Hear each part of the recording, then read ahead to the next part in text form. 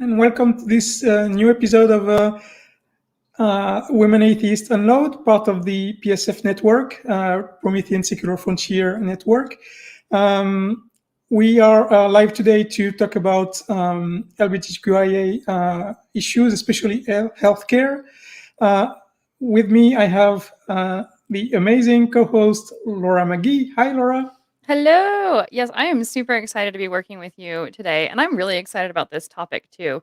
I actually think that as a host, people hear me say the word excited a bit too much, but it's true. Like I love having these conversations, and I'm really glad to be here today. Yeah, me too. Especially since we're going to have this kind of talks 2 weeks in a row, because next week we have a show about the definition of the label 2SLGBTQAI plus, what it means, what it stands for, and all this talk about purely the label. But tonight we're going to talk about especially healthcare. Do you want to introduce the guests? Yeah, so we have a really good lineup. Right now, I'd like to first introduce Dr. Snow. She is a family medicine physician, and so she's currently practicing in the military as well as working in the undergraduate medical education, developing LGBTQ plus curriculum, which I think is pretty stinking amazing. I don't think we have enough of it yet, so I'm really excited for what she brings to the table. I also have to bring on right now Charolette, who is a registered nurse, and she's currently working in a major metro area in Minnesota. So she identifies as bisexual and gender questioning, but she she advocates for patients with marginalized identities. Apparently, I can't enunciate very many words today, but I got through it. So, ladies, thank you so much for coming onto the show with us. How are you two doing? Doing pretty good. Happy to be here. Thank you for having me. I'm so excited to be here as well. And I will be mindful of my use of the word excited. So I'm going to think of some synonyms now. I know. Yeah, I think about that. I'm like, I want every show to be just a little bit different when I first start speaking. But I use the word excited a lot. And I think it's because these conversations, whether I'm just having them around the dinner table or whether I'm having them like live online in front of people, I like having them. Like they're really fun for me. So I hope you two ladies are ready for some good conversation because we can get really, really chatty up in here. So the first topic I wanted to talk about is Laura. You mentioned that Dr. Snow had experience in teaching those topics. I wonder what kind of teaching you had in medical school about these topics. Dr. Snow, can you start with this, please? Yeah, so to be frank, U.S. medical education on LGBTQ health is really, really terrible. The median across all medical schools is 5 hours total, which means there's some people on that end of the bell curve with 0 and some people on the other end of the bell curve with more.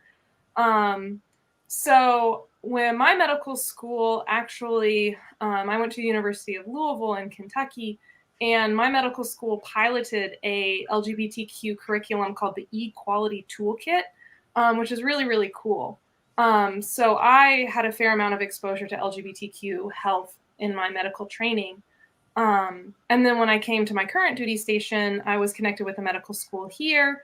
They saw that I had done research into transgender health and asked if I would help develop their LGBTQ curriculum because it is a requirement for some of the board exams that they at least are exposed to LGBTQ material at some point in their medical education. And I can say on the nursing side of things, for nursing school, sorry about that. I graduated nursing school back in 2003 and thank you. Okay. And virtually nothing. Like there was nothing about gender whatsoever. And I do think just working in working for a major healthcare system, that there's been progress. I'm happy to say. We actually just had a quick, it was in our little updates that we're going to be updating our intake tool so that we have more options to put in for gender. When we're putting in patient information, we can do transgender male, transgender female, we can do I'm not really thrilled about the other box sort of representing the entirety of non-binary, but I guess it's progress.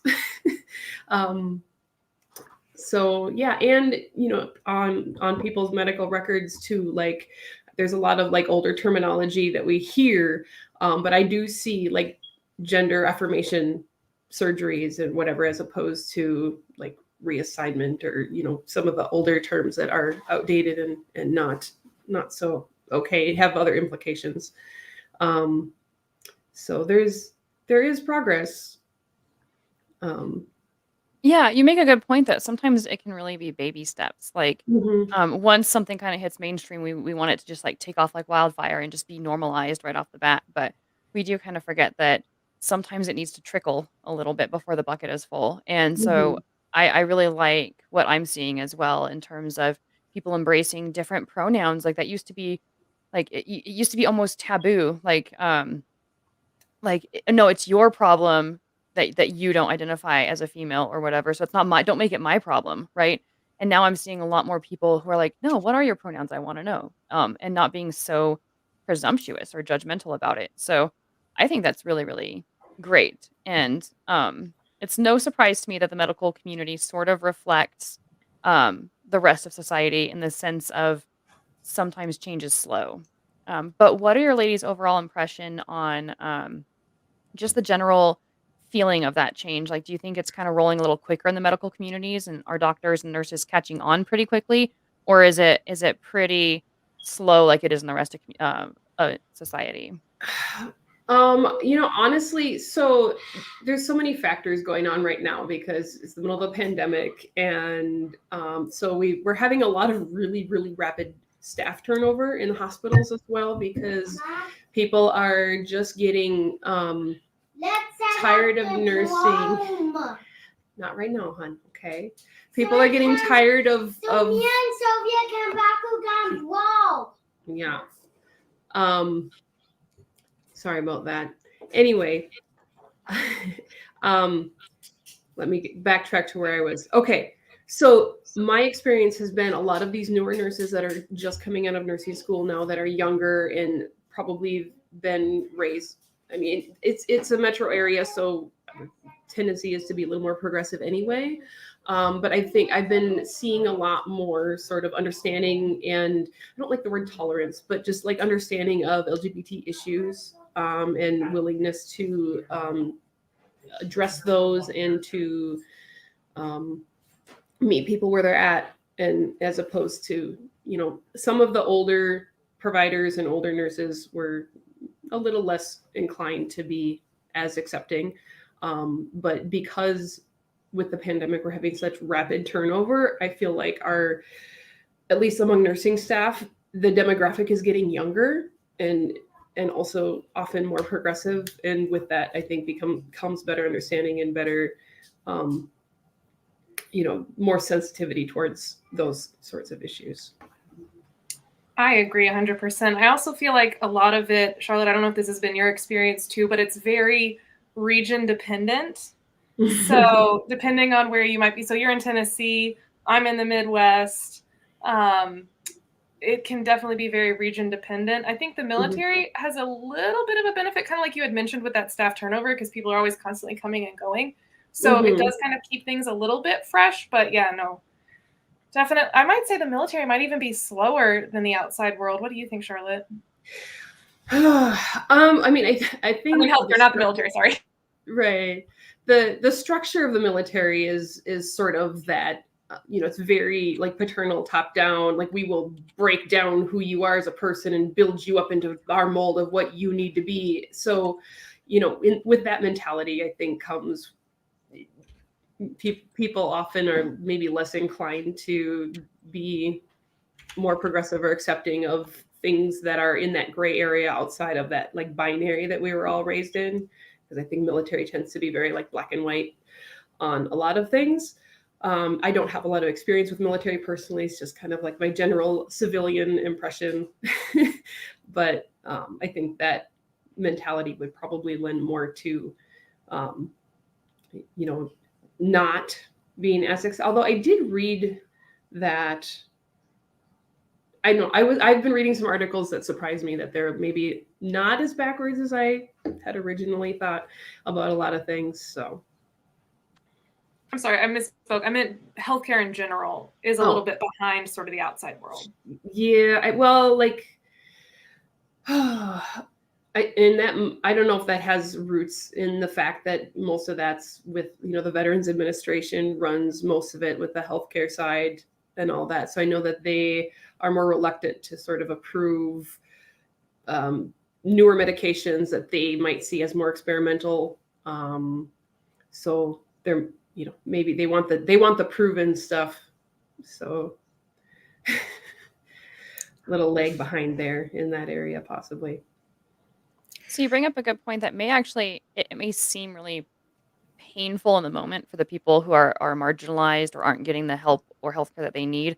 But at the same time, it actually speaks also in a weird way, somewhat positively towards the scientific method, right? That like, yes, they can be behind, but a lot of times it's because they're waiting for the science, they're waiting for the results. And so you have this sort of, in my opinion, what you guys are saying, it sounds like a balancing act between, well, we want to serve people and help them and look for their healthcare, but we want the good science behind it and not just to jump onto every single trend that comes our way. And so at the same time that I'm like, wow, that can be painfully slow and horrible, and that shouldn't be that way. At the same time, I'm like, yes, that's a good thing because they're making sure that they're treating their patients based off of known studied facts and not just like their emotions or whatever. So I can feel a bit of conflict over that. What do you ladies think? I think a lot of healthcare is a balancing act, right? Like every time a doctor meets with a patient, like you have to consider risks versus benefits because there's virtually no medication out there that has no side effects. So you have to decide, is this going to be more beneficial for you in your life than it is detrimental? So there's a lot of that in medicine. There's really no, other than like a warm blanket, which is one of my favorite interventions because it's very comforting and has almost no side effects. But pretty much anything else you do with a patient is going to have, some kind of effect on them, and some of them may be less desirable. So there's always some delay between the science and the use of it because it takes time to be accepted, the new science, and then it takes time to be taught in schools. And so there's always some delay here. And it's even worse when we're talking about a socially polarizing topic like this is. And this causes, because during this time, people are still, they need still healthcare. So this puts a lot of pressure for these people during this time. So, and that's where I wanted to lead the discussion. What is the feeling of patients when they go to see a doctor? So I think that a great example of that is PrEP, so the pre-exposure prophylaxis for HIV. It's not difficult to use. The criteria are pretty clear, but because a lot of people aren't exposed to it in their training, they're not comfortable prescribing it.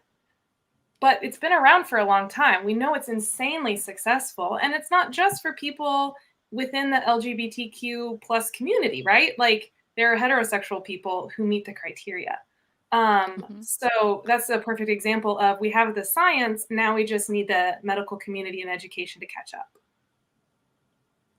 And I think often too, people sort of bring their own personal morality into it. Like, doctors who are reluctant to prescribe birth control or to do a sterilization procedure for a woman who maybe hasn't had children or they consider young. So then, they don't want to do that. And that has nothing to do with the science and everything to do with their personal feelings and morals on the subject, which then makes it difficult for people. I need space. Yeah. That's a huge problem, 100%. Yeah, I like what you guys bring to the table in terms of addressing that. I think that that's really, really good. And I noticed in chat that Courageous has a really good question that I thought the two of you would be perfect at addressing. how much of an issue is confirmation bias within the medical community? So when you say confirmation bias, can you clarify sort of what you're looking for there? So I'll leave that to so to in chat if you want to add a little bit more details to that question, then we'll come back around to it later. Because it is a good point. You want to answer the question as it's intended. So let's come around to a different topic while we're waiting for that information. In the medical community, you guys had some really good ideas in chat while we were talking earlier. What are some of the questions that you've run into that are posed by doctors that you find inappropriate or that a patient might find inappropriate? And then what would be a better way to ask those questions? I mean, one thing that immediately comes to mind is the automatic sort of association of the uterus and being a woman. And I've heard a lot of changes that they've been making about, like, rather than asking about gender specifically as it pertains to anatomy, but like just asking, do you have a uterus? Because it is pertinent in some cases, but also not every person who identifies as a woman has a uterus, and not, and some people who were born with uteruses don't have them anymore. So, it really covers a whole lot of different situations. I think a big thing in my own practice and in my teaching is to not assume heteronormativity. And I am a completely flawed person, so I have made this mistake myself. I had a patient who was there for her well woman. She was a younger person, wasn't on birth control. So when I'm doing my well woman history, I always ask, are you sexually active? Kind of do the sexual screening questions, men, women, or both. And, she wasn't on birth control. And so I said, are you trying to get pregnant? And she's like, well, no, because I don't have sex with men. And I was like, I'm so sorry for assuming heteronormativity. That's my bad. Right. And she just laughed. And I think the big thing too is, even when you're really cognizant of, like, I'm teaching this goddamn curriculum and I messed up. Because those things run really deep, right? So I think the big thing is just to be okay with making mistakes, apologize one time, and just move on. Because I feel like when you're like, oh my God, I'm so sorry, it just makes it really awkward for people. Mm-hmm. Right. And then they get uncomfortable in the other way. Like you're almost too accommodating or too apologetic. Yeah. Right. Well, and then you're also sort of putting them in the role of having to sort of reassure and comfort you when that shouldn't be. Right. They don't need to be doing that. Just say, I'm so sorry, and then move on. Yeah. Yeah. And what happens when a patient says, like in your case, Dr. Snow, no, I only date women. What happens for the patient if the doctor doesn't respond positively to this? What does the patient can do in this instance? Well, sometimes the patients might not feel comfortable revealing their sexual orientation to their physician. So they may say, oh, I'm not sexually active right now, right? So a lot of times it kind of depends on their comfort. I have my badge reel has like a rainbow rib cage with a big heart in it, just to kind of like subtly show that I'm an ally. So I hope that the patient saw that and realized that I had just made a very human error and forgave me. I hope. But again, it's all about doing your best and learning. I made that mistake exactly one time so far. I haven't made it again. Well, I think acknowledging your mistake, that really goes a long way, because I think it's people with marginalized identities often, like, they have experienced these sort of microaggressions and then nobody says anything. Like, they just pretend it didn't happen, or they're completely unaware of it or whatever. So I think just acknowledging and apologizing sincerely once and then moving on probably, goes a long way to repair any damage that may have been done to the therapeutic relationship. And typically, I would think that one or two slips one way or another for most people is acceptable and understandable. I think it's when people get to be repetitive in their mistakes, or when you say, hey, my pronouns are they, them, and you've reminded them 5 or 6 times, for example, and they're just not getting it. It can start to feel really, really disrespectful. But what I think is great is the ability of a person to just immediately apologize, like Dr. Snow said, and then move on. most people won't even remember those instances once they continue to work with you and have interactions with you after a while. It'll just be a non-thing. Um, but I do think that a lot of times we're too slow or too awkward about how we handle those situations. And so I like the way that Dr. Snow handled it, where she's like, "Oh my gosh, I'm so sorry. I was very presumptuous," and then that was it. And then as long as she's consistent from then on out, I think it builds a lot of rapport. Because then it shows we don't have to be perfect all of the time. Apparently, Yeah, the I think patient thought it was hilarious. I work at a very small base, so apparently it got back to me that the patient thought that it was really cute that I Aw. specifically said, "I'm assuming heteronormativity." And they're like, "Oh my God, Dr. Snow was so cute. She assumed heteronormativity."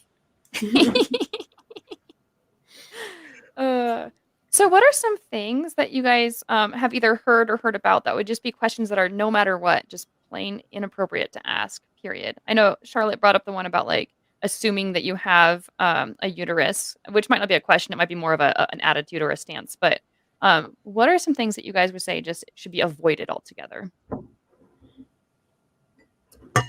I mean, a lot of them come under that umbrella of like assuming heteronormativity, like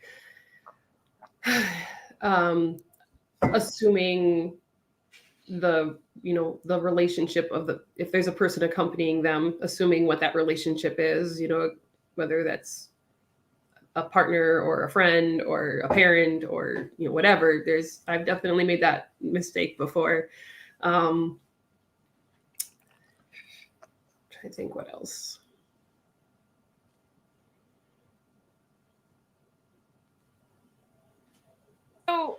So whenever I'm teaching, so I do ally training as well as kind of teaching LGBTQ curriculum. So one of the big things for sort of any ally training or anything is, just like Charlotte said, is don't make assumptions. So again, don't assume heteronormativity. Don't assume every transgender person wants to present a certain way that you think of what a man or woman should look like.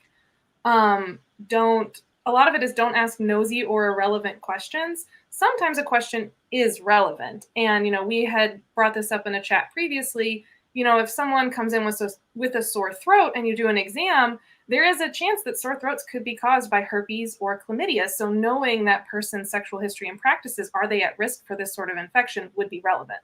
However, their potential gender affirming surgeries may not necessarily be relevant to their sore throat. That's a good point. So inappropriate questions may boil down to right reason to ask the questions more than the question itself being inappropriate in all situations. Rather than inappropriate, it's more impertinent, as in not it doesn't important pertain to what you're discussing. Exactly. So if it's my first time meeting a patient, I need to know all their histories. I need to know what gender were you assigned at birth, because depending on how much testosterone or estrogen your body's been exposed to, or, do you still need cervical cancer screening? Will you still need a mammogram? Do you need to be checked for testicular cancer? Stuff like that is very relevant in the primary care setting. However, if that person then comes back to me again, my eye hurts. Okay. We don't need to go into your surgical history. So Kat did just clarify in chat, but I wanted to give you guys a chance to kind of finish out that specific question. And before we ask Kat's question, and it's great because we'll have another person weighing in. We have Tyler here with us. They were a teensy bit late due to some technical issues, but they are here. So we have Tyler. They are a non-binary trans feminine person, and their pronouns are they, them. Yes. And Tyler, I'm so glad you made it in. So welcome to the show.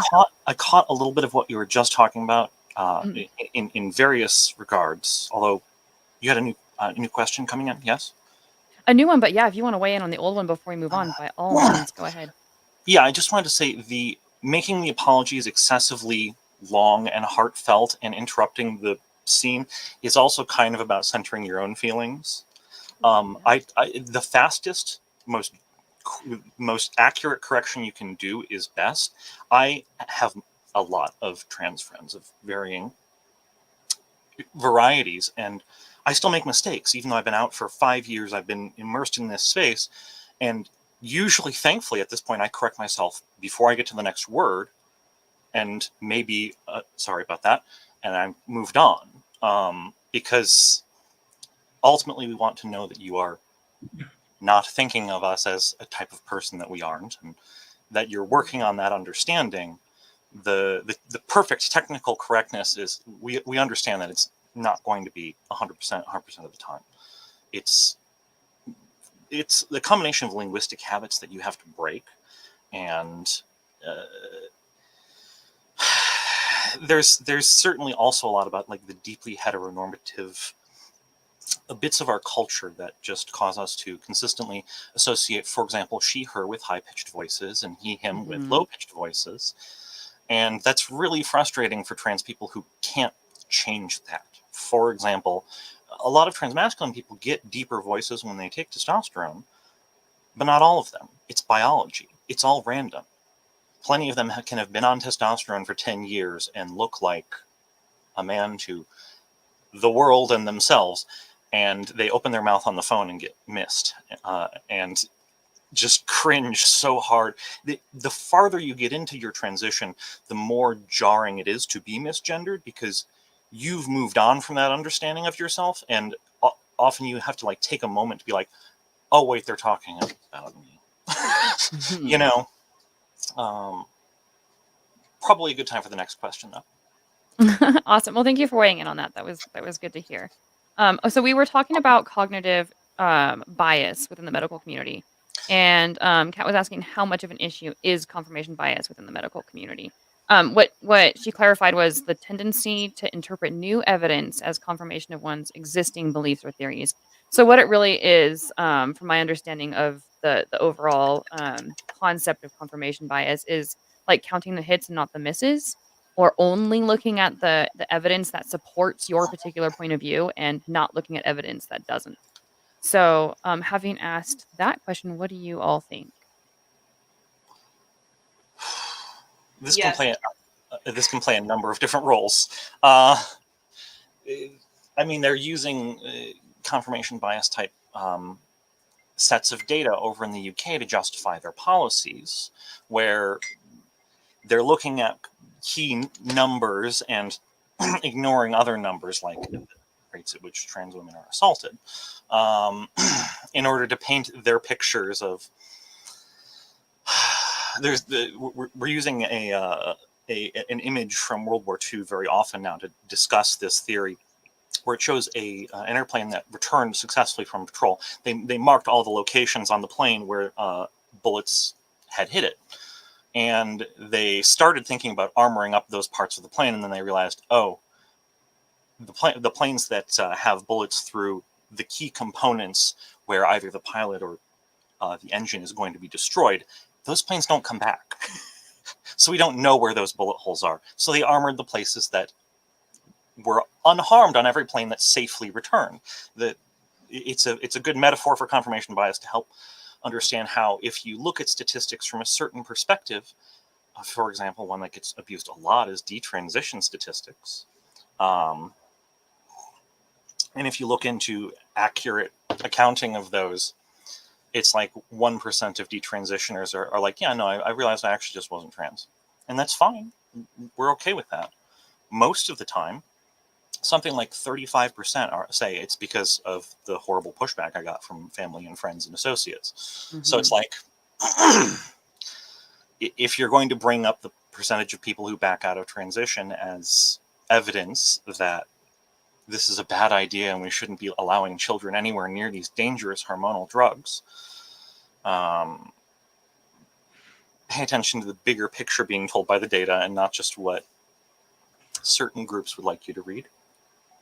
I always, whenever I hear this argument, I bring up the suicide attempt rate among trans youth, how it's something stupid like 50 to 75% of trans youth have at least attempted suicide at some point in their life.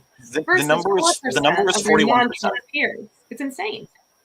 The number is 41%, and I know this because there are a number of different Facebook groups with that number in it for transphobes to gather and use that statistic against us verbally on Facebook. And I'm sure they never ever mention the fact that if you have at least one supportive person in your life, that number drops to about equal with the rest of the population. The rest yes. of the world, yeah. And that the entire, increase in suicide risk is the result of misgendering and social othering and everything else that goes along with this. Yeah, they don't like to reference that data in the slightest. The And I actual success rate is something like 20%, which is still really high.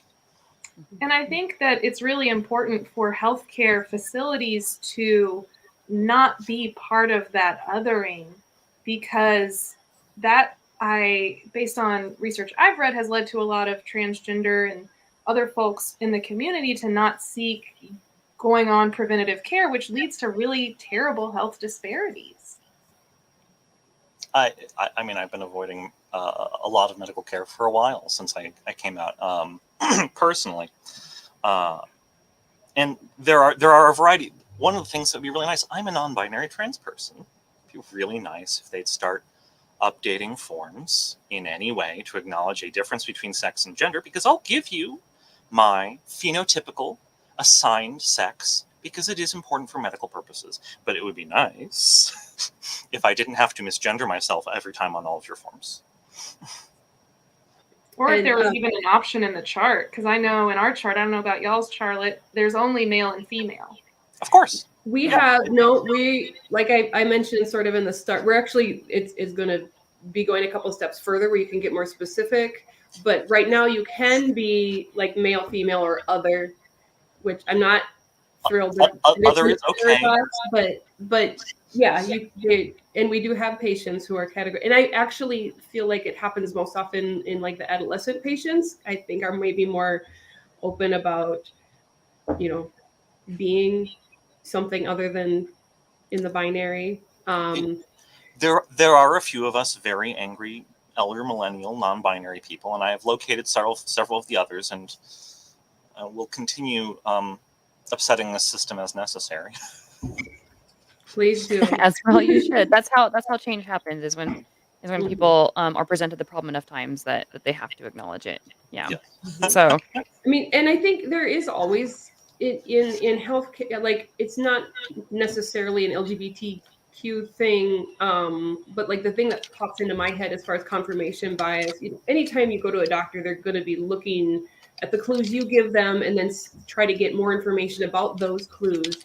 But like the one that popped into my head right away was like obesity. Like there's a lot of things that we correlate with obesity that aren't necessarily related to obesity. Like people with a history of trauma often have, or who have a marginalized identity, experience a lot of day-to-day aggression. They've done studies that they show stress levels. Yes, that their cortisol levels are increased, and that wears on the body, and it puts them at higher risk for health, chronic health conditions, heart disease, diabetes, things like that. But it's not necessarily because it's not because of the marginalized identity. It's because of the increased stress they have of how people react to them and interact with them as they just go through their day-to-day lives, that increases their risk. So it's actually not their fault. It's your fault, essentially. So that's minority stress theory, which is huge because, exactly as you said, the stresses that certain populations are under is what causes all these health disparities, not the fact that there's something intrinsically wrong with that population. It's disheartening, but the statistics on specifically anxiety and depression for bisexual people are just through the roof because society.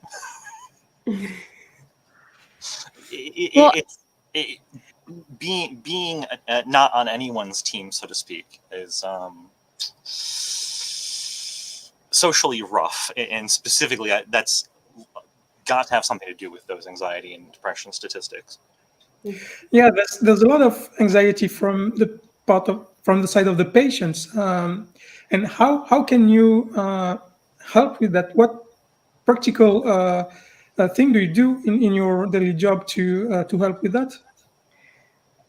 I mean, I think it helps to be mindful that,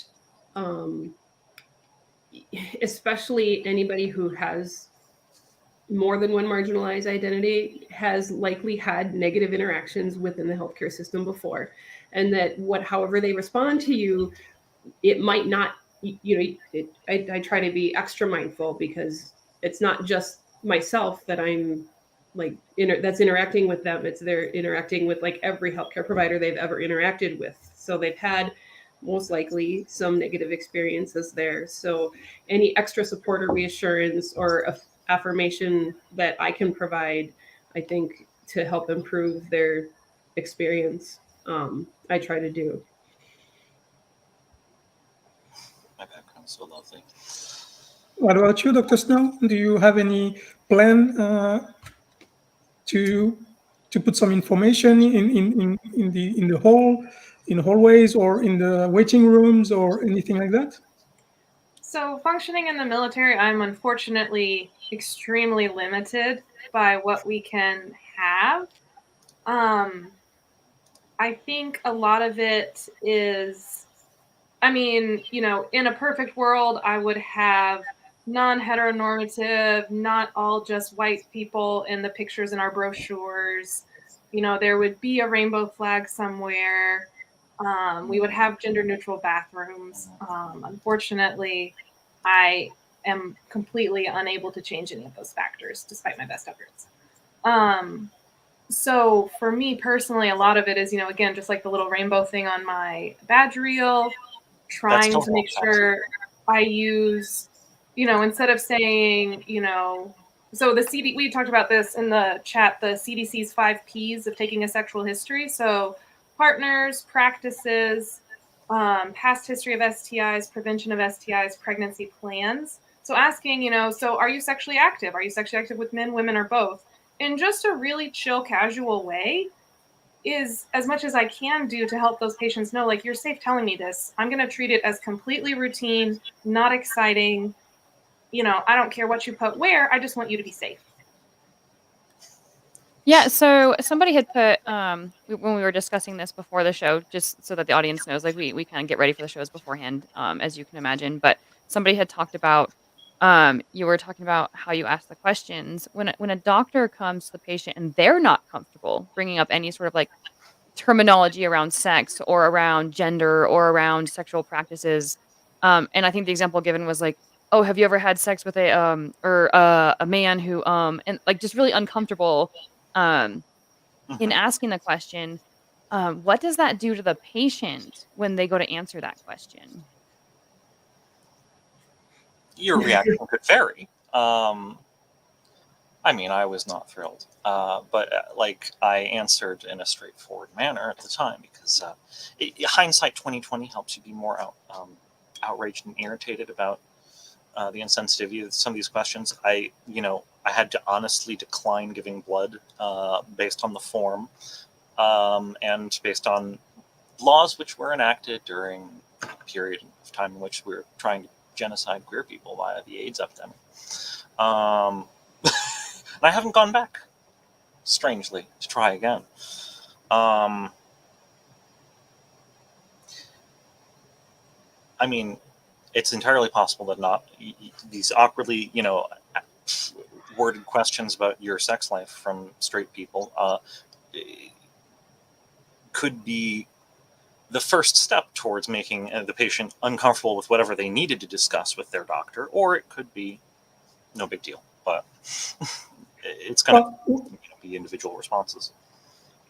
Yeah, we are social creatures, so we pick up clues from the person we're talking to. So feelings tend to transfer from one person to another. So when you have a doctor feeling awkward for something, then it kind of comes to you as well as a patient. Yeah. And I've definitely had doctors sort of like try to bypass the awkward questions by making assumptions, like, because I'm married to a man, then I must be heterosexual and monogamous and, all these other things that, they don't bother asking then because, oh, that's the answer. But it, might not be. Well, polyamory acceptance is a ways out. But we're working on it. We have a question in the chat. Thanks, Kat. She asks, how much do you think religion affects the client-patient decisions for the patients getting the healthcare they are seeking? It can have a huge impact. When I was in residency, we had physicians in my program who did not prescribe birth control at all, even though birth control isn't just used for contraception. It's used for a lot of things that really negatively impact people with uteruses. So, someone who has crazy periods that are so heavy they become anemic and need blood transfusions, well, the treatment for that is birth control to stabilize that uterine lining. But in these physicians' mind, that's murdering babies. So, and then you'd use the example of, someone with a uterus who wants their tubes tied because they don't want children ever, or, they're done having children, and perhaps the clinician feels that they're too young to make that decision. So yeah, religion can hugely impact patient care. And if I was queen of the world, because I am perfect, anyone who has these biases wouldn't go into a field where you would have to take care of 50% of the population. So, go be a radiologist. Your feelings about birth control don't matter if you're reading x-rays. Yeah. But yeah. alas, I am not the queen of the world. Well, work on that too. Well, and so you brought up the religious sort of aspect, and you're too young. But I've also heard it like, well, I've heard that in the medical community there are some things where the woman and the man have to get permission in order to get the procedure. So like a vasectomy, like you have to get your wife's permission to get a vasectomy, or a hysterectomy, like the woman has to get the man's permission. Let us be clear. Medical sexism is very thoroughly at play, in particular with respect to this. If you want to get your uterus removed, you need somebody's permission. If you want to be sterilized as a male, no problem, easy. And even further, we've got issues with specifically medical gatekeeping around a lot of surgeries that transmasculine people want, including double mastectomies, where you're too overweight, we can't do it for you for that reason. Doctors will literally ask these trans men, are you sure your boobs look great? Like things like that. And it's like, I'm not being as eloquent as I'd like to be talking about this, but I'm so incredibly frustrated about the medical gatekeeping around female-bodied people having access to the surgeries they want that I just could spit. One of the people that I follow on Instagram actually had a very, very good point the other day that cisgender people have more gender-affirming surgeries than transgender people do. Like when they get they get their like faces reconstructed, or do a nose job, or get their boobs done or whatever, that is a gender-affirming surgery. They identify as cisgender female, and so they have all these surgeries to help them look more feminine. And so so they actually get more gender-affirming surgeries than transgender people do. Yes. Yeah, that's a very good point. So yes, the medical gatekeeping is a significant problem, along with the medical fat shaming. Mm-hmm. So it's true that there are health risks to being overweight, but not every overweight person is unhealthy, guaranteed. It varies. It's not the only factor, and again, like a lot of trans surgeries, you'll be denied for if you're over a certain weight under certain medical systems. I've heard that being an issue with some of my trans friends in Europe and the UK, where they're all socialized medicine, but you still can't get transgender healthcare because the wait list for the clinics is extremely long. And additionally, the rules are very cisgender rigid about who's allowed to get what surgeries. Sometimes I will say that the certain BMIs, the risk of anesthesia and how the body processes the anesthesia, we don't have a lot of data on. So that's why some people, there is a certain point where, is it safe to put this person under? Can we wake them up? Because it's really easy to put people to sleep. Waking them up is the hard part. And the fact that there's so little data is in itself reflective of medical bias, that we haven't done that research. There are legitimate risks to undertaking surgeries, especially at certain higher BMIs, let's say. In any event, like, it is consistently more dangerous, but you have plenty of overweight trans people who are considering killing themselves, and you're telling them, well, there's a 5 or 10% chance you might have serious complications from a double mastectomy, so no. So I think what I hear Tyler saying, and absolutely correct me if I'm wrong, but is that more of the decision making should be put into the patient's hands in terms of what risk they're willing to take. I think that would be particularly appreciated from the trans community that has historically been told no an awful lot of times by medical professionals. I definitely feel like the medical system as it is very like paternalistic, where it's the doctor knows best and they're going to tell you what your options are, but they're also going to tell you what their opinion is on, you know, what they think would be best for you, rather than necessarily letting you like have all of the information and then, you know, make your choice as to I what was just reminded of another statistic that I saw a few weeks ago that I was absolutely horrified by, closely related to the medical system being paternalistic, was that women who are operated on by women have a set fatality rate for surgeries, and statistically, almost across a broad meta study, if a man does the same operation on a woman, her likelihood of dying from it is 32% higher, which is a huge margin to be accidental. right. I think it's another blatant example. There was a similar one where African American babies are more likely to live if they're taken care of by an African American physician. Not And I surprised. think a lot of it really does boil down to patients being listened to. Like the more marginalized identities you may have, like each one sort of makes it less and less and less and less likely that you are going to be taken seriously by a medical professional and believed. And so that is like the cornerstone for my nursing practice when I'm working with a patient is I believe what they're telling me and I listen. And that I think is like the most important thing. Because sometimes they've had so many interactions with medical providers that just don't, and they feel invisible and they feel invalidated, and it makes them less likely to want to even access medical care until they're, you know, so sick they have no other choice. And there are studies out there that reflect this information, just in case people are curious, they can go look them up and stuff. Including the belief in the past that Black people didn't experience pain the same way that white people did, which is atrocious to freaking think about. And Charlotte's, I was thinking of bringing up the Black women's pain scale is just completely is a major issue with medical bias. I'll just say that. Well, like I remember just even like babies, for some reason, they thought this newly minted human fresh out of the womb must not really have much pain sensation yet. And I don't know where they came up with that. Maybe because babies couldn't tell them any different.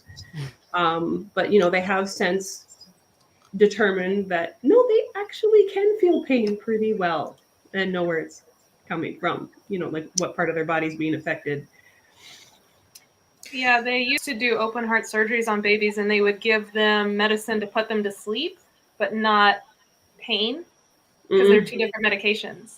So basically, I mean, if you can imagine being asleep but feeling something. Oh my God. Yeah. Well, I mean, they don't anesthetize for circumcision, which is horrifying. Yep. Sometimes I did not do circumcisions in my training because ethically I was against it. So that was a discussion that I had with a lot of folks in my program. Again, I have these physicians who are not prescribing birth control, and they're like, well, how can you judge us for not prescribing birth control when you don't do circumcisions? And I was like, the difference is a consenting person is asking for a necessary, because obviously pregnancy carries a lot of risk, is asking for something that may be medically necessary for them, whereas circumcision is not medically necessary. The baby can't consent. And, you know, I viewed it as something that's harmful. Why, yes, I was against my consent. yeah, that's almost like a whole nother topic for a whole other show, because that's huge. Yeah. Just male and female circumcisions. Yes, it's horrific both ways. Same thing with intersex children, who are often subjected and- to Mm-hmm. arbitrary mutilation. Arbitrary assignment. Assignment. Yeah, that's what I was Arbitrary- thinking. yeah. Yeah. That's the polite term for it, but I do Yeah. feel I did use the correct word. So we do have a question in chat that will maybe close us out because we are coming close to the end of the show. But Ascalon asks if Cindy had any experiences of these kinds of things in the EU healthcare service, or was she treated correctly? Basically, the question originally was, what is the like? Is the experience different in the UK? And so yeah, what do you think? Quite bad. So Oh, sorry. yeah, go ahead, Tyler. It's quite bad because it's relatively easy to access the care. It's extremely difficult to access the diagnosis. The wait times at the gender clinics throughout the UK have been around 3 years, and at this point, with the political movement going on there, have stretched to like 5 years of, we won't even see you and talk to you about your gender dysphoria for that amount of time. So yes, the care is free if they can get it, but thousands and thousands of trans people are languishing. Yeah, in France and Belgium, the situation is quite different. I did basically all the transition in Belgium, and I was lucky enough to be accepted by what is the best team in Europe, in Caen, a city in northern Belgium. So I've been very, very lucky regarding this. I had very good doctors. Basically, they created a multidisciplinary team where they have psychiatrists, surgeons, endocrinologists, everything in the same team. So they speak all the same language, and you're perfectly accepted, and you do all the consultations you need in one day. In France, it's not as good as it is in Belgium. In order to start the hormone treatment, you have to have a note by a psychiatrist. So you have to see one psychiatrist at first. And the first one I saw told me that I was sick, and she would only allow me to go through the transition if she couldn't heal me. And so that was extremely frustrating because it took 3 or 4 appointments before she told me that. But the second one I saw, he gave it to me after a 25 minutes discussion. So yeah, Belgium is definitely better than France, but France has also very good qualities regarding the system itself, which we will talk about in another show, because we talked about it before. We are probably going to do a show on specifically the healthcare system in the US compared to others. But yes, the experience is different from the UK and the US. But it sounds like there's still some of the same biases, and I want to get your guys' weigh in on this, where it sounds like there are still individual practitioners who have their own personal biases, and so they either will prolong getting somebody the healthcare that they need, or they won't just give it to them at all. What are your guys' thoughts on that? It definitely still happens. I mean, Cindy experienced that. I mean, practically conversion therapy from the sounds of it. That's what it sounded like to me too. Yeah, I spent some quality time trying to find a doctor that I was allowed to go to in the medical system that I thought would be relatively open-minded, but there was no way for me to be absolutely certain. And here in the United States, we've got lots of fairly religious people in the medical system. So, also, try not to let them force Spyro on you. And that's a long chat for another time, I guess, but I wanted that key tip if any potential trans femmes are out there listening. They haven't updated the medical research on Spyro in like 30 years, and they keep prescribing it as a standard first-line drug for treatment of gender dysphoria. And there's evidence that it has deleterious effects on the overall transition. And there's a bunch of side effects. It's a potassium-sparing diuretic. It's not great for you in a number of ways. There are other ways, is all I will say. Do your research rather than just having a medical provider tell you what they think you should be on for transition, because there's a lot of different substances you can take to change your hormones for Yeah, I trans mean, and trans masks. chemicals are And definitely complicated, so it's a good point. But I did want to also give Dr. Snow and Charlotte a chance to weigh in before we close out. So, Sorry.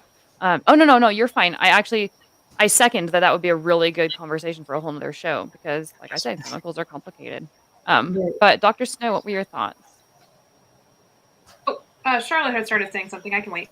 I just wanted to speak to I don't know that people are, because our medical system is so very paternalistic, everybody just sort of thinks that, well, the doctor's the boss, so I just got to do what the doctor says. And that's not always the case. You always have a right to refuse a treatment, to refuse an assessment, to refuse anything that you feel is not, anything you're not comfortable with. You know, they can make their recommendations, but it's always optional, you know. I mean, the one exception being like if your life is in danger, they may sort of override, unless you've expressly stated beforehand that you want to be legally binding contract. But you don't even have to get weighed when you go to the clinic if you don't want to. Yeah, so really just kind of seconding that, someone had mentioned in the comments that you always do have the right to a second opinion, which is 100% true. Unfortunately, a lot of people are in very resource-limited areas, which can really make it hard for them to access a affirming clinician, for sure. So, yeah, it's really a big problem. I do think that there is I hate to call it grassroots. I was just at a conference last week, and there really is a big interest in family medicine, at least, in increasing access to gender-affirming hormone care, educating the future physicians about these treatments so that way they will be comfortable with it and offering it to our patients so that way more people can get access to the care that is legitimately life-saving. Yeah, regarding that, I had just one very last quick question. If you're in a consultation and the doctor doesn't want to give you the treatment you need, what recourse do you have except changing doctor if you can't? Is there a legal way you can do something about it in the US? As it turns out, testosterone is tightly controlled because it's a steroid substance, but feminizing drugs are not tightly controlled and are available on the gray market.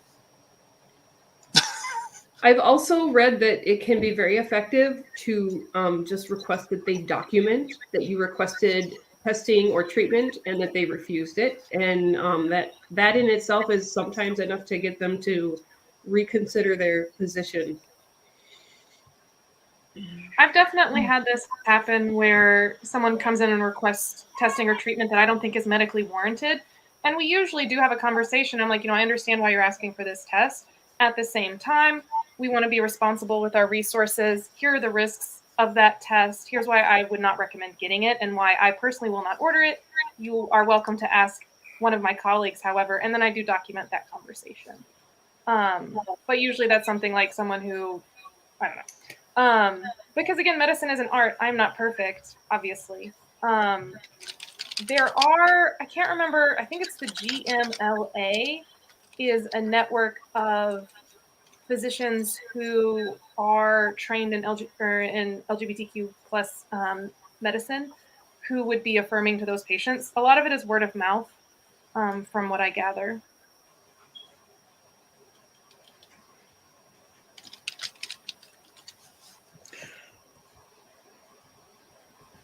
Okay, so we're arriving at the hour mark.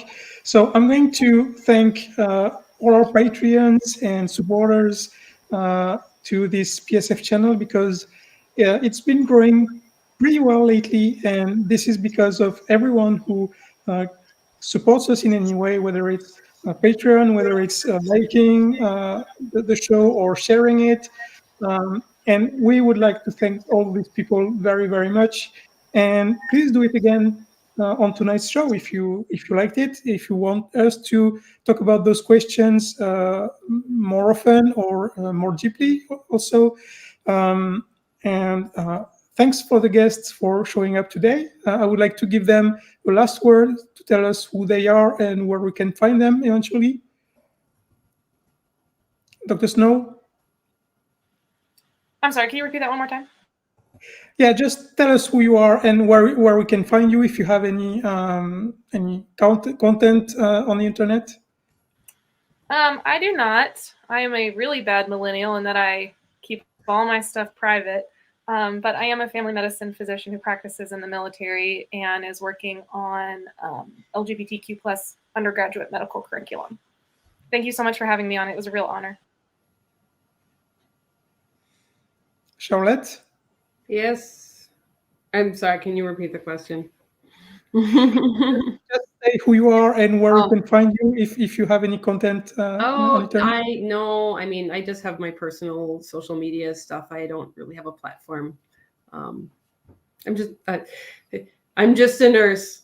You hear that a lot, but You are not just a nurse. Don't ever say that again. Yeah. I was going to say just a nurse, but very, very highly qualified to have this specific conversation. So yeah.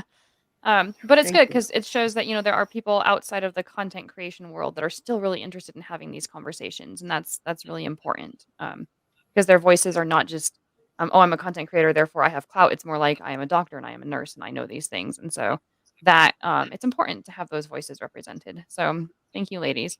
And then Tyler, did you have anything you wanted to put out there in terms of content, or you just here to share I also do not have any officially publicly posted content on the internet outside of certain levels of Facebook political activism, which I don't need to plug here. So there you have it. We have 3 people that are just here to have a conversation, and that's wonderful. So thank you 3 for joining us, especially because we know that it can be hard when you first start the getting in front of the camera and doing the YouTube thing, and you 3 have rocked it and really given us a lot of good stuff to think about and learn. So thank you guys for joining us, and thank you, Cindy, for hosting alongside me. Thank you too. And thank you, audience, for watching us. All right.